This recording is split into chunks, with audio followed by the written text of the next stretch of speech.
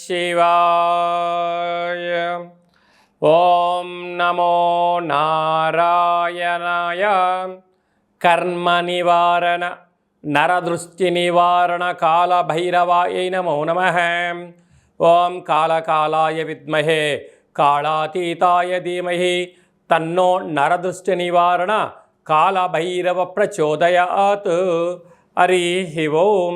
మా ఛానల్కి స్వాగతం. చూస్తున్న వీక్షకులకు ప్రేక్షకులకు ప్రియ కాళభైరవ భగవద్బంధులకి స్వాగతం పలుకుతూ మమ్మల్ని ఎంతగానో ఆదరిస్తూ ఉండబడినటువంటి ప్రియ సోదర సోదరీమణులకు సనాతన ధర్మ సంరక్షకులకు జ్యోతిష్య అభిమానులకు స్వాగతం పలుకుతూ ఆషాఢ మాసంలో అనగా 1/7/2025 నుండి 15/7/2025 వరకు పుట్టినటువంటి వారందరికీ కూడా ముందస్తుగా జన్మదిన శుభాకాంక్షలు. గతంలో వివాహం చేసుకున్న వారికి వివాహ వార్షికోత్సవ శుభాకాంక్షలు. ద్వాదశ రాశుల్లో గ్రహ గమనాన్ని ఒకసారి వీక్షింపచేద్దాం. వృషభ రాశిలో శుక్రుడు నక్షత్రకారకుడు. మిథున రాశిలో రవి గురు సంచార స్థితి. కర్కాటక రాశిలో బుధ సంచార స్థితి. సింహరాశిలో కుజుడు మరియు కేతు సంచార స్థితి. కుంభరాశిలో రాహు సంచార స్థితి. మీనరాశిలో శని సంచార స్థితితో ద్వాదశ రాశుల్లో గ్రహ గమనాలు ఈ విధంగా ఉన్నాయి. ఆషాఢ మాసం మనం అనగానే తెలంగాణ యావత్ ప్రపంచమంతను కూడా అమ్మవారిని స్మరించడం, ధ్యానించడం, బోనం కార్యక్రమాలు చేస్తూ ఉంటాం. అమ్మవారి యొక్క కృపకటాక్ష వీక్షణలు అందరిపైన చల్లగా ఉండాలని కోరుకుంటూ అన్ని ప్రాంతాలలో నివసించేటువంటి ఈ భూమండలం మీద నివసించేటువంటి అన్ని జీవరాశుల వారందరికీ కూడా మనుషులకు, పక్షులకు, సకల ప్రాణులకు కూడా అమ్మవారి యొక్క కృపకటాక్ష వీక్షణ కలిగి ఉండాలని కోరుకుంటూ ఆశీర్వచనం.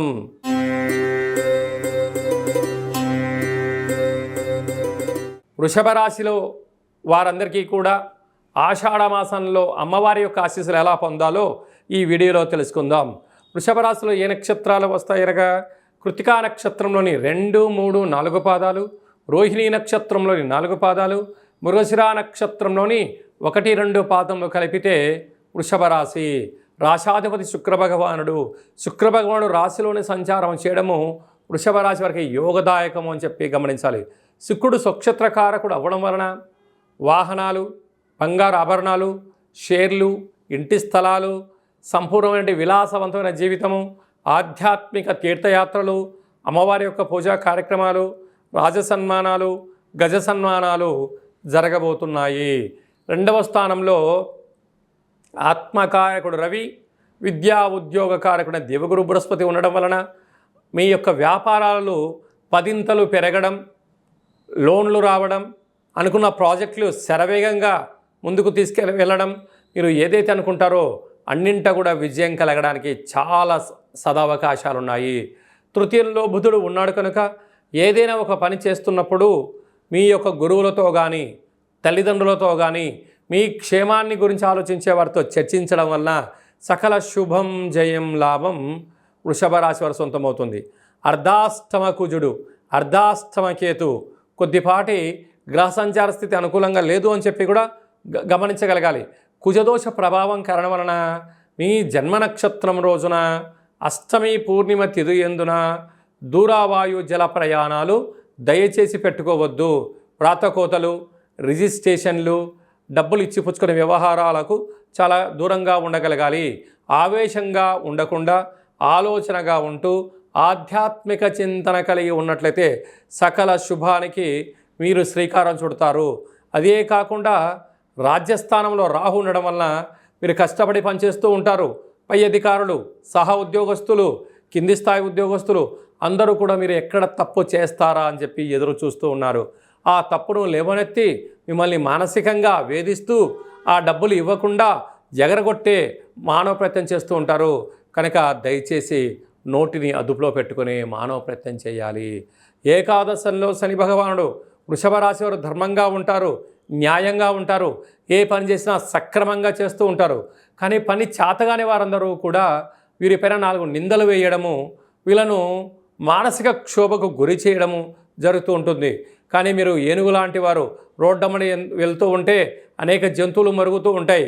కానీ అది ప్రచారంగా భావించండి, అది ఇంకోలాగా భావించవద్దు. ఇలాంటి కార్యక్రమాలలో ఈ వృషభ రాశిలో జన్మించిన వారు హోటల్ వ్యాపారస్తులు, ఆహార ఉత్పత్తులు, వ్యవసాయ సోదరీమణులు, అలాగే మార్కెటింగ్ రంగంలో ఉండబడిన వారు, వస్త్ర వ్యాపారస్తులు, స్వర్ణకారిత వ్యాపారస్తులు, వీరందరూ కూడా మంచి భవిష్యత్తు కాలం ఉందని చెప్పి కూడా గమనించగలగాలి. అలానే కాకుండా ఈ ఆషాఢ మాసంలో అమ్మవారిని స్మరించడం, గ్రామదేవతకు పూజ చేసుకోవడం, కులదేవతలను స్మరించడం, తెల్లటి వస్త్రాలు, విభూతిని అమ్మవారికి సమర్పించడం, తెల్లటి కొబ్బరికాయలో శ్వేత స్వరూపమైనటువంటి నారికేల దీపాన్ని పెట్టడం వలన ఐశ్వర్యం, ఆనందం, యోగం వృషభ రాశి వారి సొంతం అవుతుంది.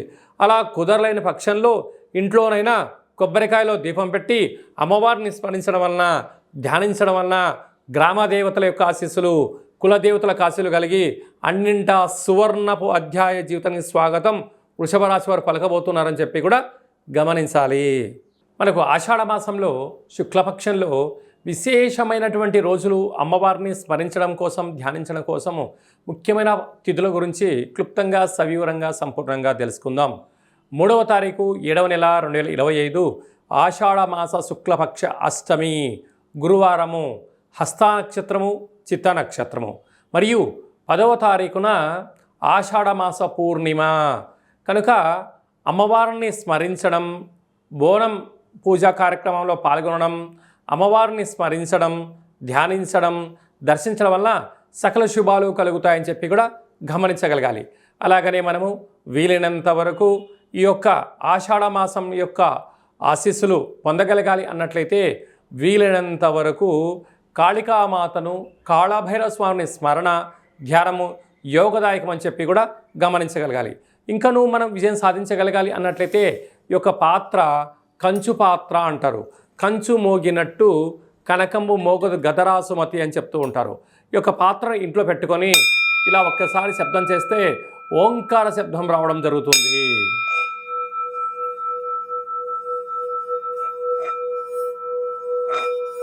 ఈ యొక్క పాత్రను ఇలా మనసులో కాళభైరవ స్వామివారిని స్మరిస్తూ తిప్పడం వలన, ఓంకార శబ్దం రావడం వలన మనిషి శరీరంలో ఉండబడిన చక్రాలు వికసింపచేసి గృహంలో ఉండబడినటువంటి జ్యేష్ఠాదేవి బయటికెళ్ళి గ్రామంలో సంచరించిన లక్ష్మీదేవి గళ్ళు గళ్ళుమంటూ మన ఇంటికి రావడం జరుగుతుంది. కనుక కాళభైరవ స్వామి యొక్క అక్షయపాత్రను ఇంట్లో ఉంచుకుందాం. అష్ట కష్టాలకు స్వస్తి పలుకుదాం, అష్టైశ్వర్యాలకు స్వాగతం పలుకుదాం అని చెప్పి గమనించాలి. ఈ అక్షయపాత్ర మీకు కాళభైరవ స్వామి యొక్క పూజ 27 రకాల వస్తువులతో దిష్టి తీయించి మీకు పంపించడం జరుగుతుంది.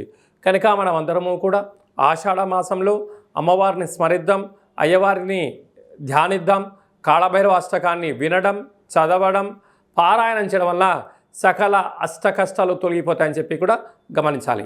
మీ వ్యక్తిగత జాతకం తెలుసుకోవాలనుకుంటున్నారా? మీ యొక్క పేరు, పుట్టినటువంటి తేదీ, నెల, సంవత్సరం, సమయం వ్రాసి మీరు పంపించినట్లయితే 100 సంవత్సరాల జాతకాన్ని సవివరంగా, సంపూర్ణంగా వ్రాసి పంపించి మీరు పుట్టినప్పుడు గ్రహ గమనాలు ఎలా ఉన్నాయి, ప్రస్తుతం ఎలా ఉంటున్నాయి, రాబోయే కాలం ఎలా ఉండబోతున్నాయో సవివరంగా, సంపూర్ణంగా తెలియజేయడం జరుగుతుందని చెప్పి కూడా గమనించాలి.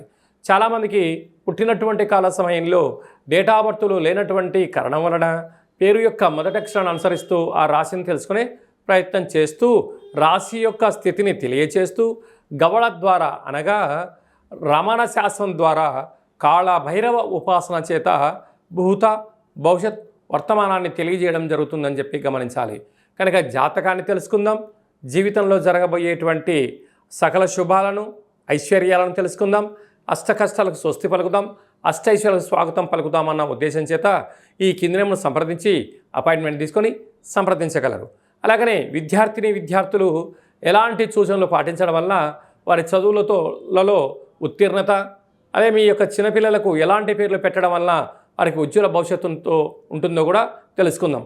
అలాగా నూతనంగా వివాహమైన దంపతులు తరచుగా గొడవ పడడం కానీ, అనేక రకాల ఇబ్బందులు పడడం కానీ, పోలీస్ స్టేషన్లు గొడవలు పడేటువంటి వారందరూ కూడా మీ యొక్క జాతకంలో స్వల్పమైన మార్పులు, పేరులో స్వల్పమైన మార్పులు చేసుకోవడం వలన ఆ దంపతులు అన్యోన్యంగా ఉంటారని చెప్పి కూడా గమనించాలి. కనుక మనమందరము కూడా జీవితంలో ఉండబడినటువంటి అష్ట కష్టాలను అధిగమించి అష్టైశ్వర్యాలకు స్వాగతం పలకాలను కోరుకుంటూ ఆశీర్వచనం. ఓం శతమానం భవతి శతాయు పురుష సతేంద్రియ ఆయుష్యేవేంద్రియే ప్రతిష్టతి ధనం ధాన్యం బహుపుత్రలాభం శత సంవత్సరం దీర్ఘమాయు సర్వే జనా సుఖినో భవంతు లోకా సమస్తా సుఖినో భవంతు సర్వం శివార్పణమస్తు సర్వం కాళభైరవ దేవతార్పణమస్తు హరి ఓం. ఈ వీడియో మీకు నచ్చినట్టయితే లైక్ చేయండి, షేర్ చేయండి. అందరికన్నా మీ వ్యక్తిగత జాతకం ముందుగా తెలుసుకోవాలని అనుకుంటున్నట్లయితే మా ఛానల్ని సబ్స్క్రైబ్ చేసుకోండి. ఆల్ అనే బటన్ని కూడా ప్రెస్ చేసినట్టయితే అందరికన్నా మీ వ్యక్తిగత జాతకము ముందే తెలుసుకునేటువంటి అవకాశం కలుగుతుందని చెప్పి గమనించాలి.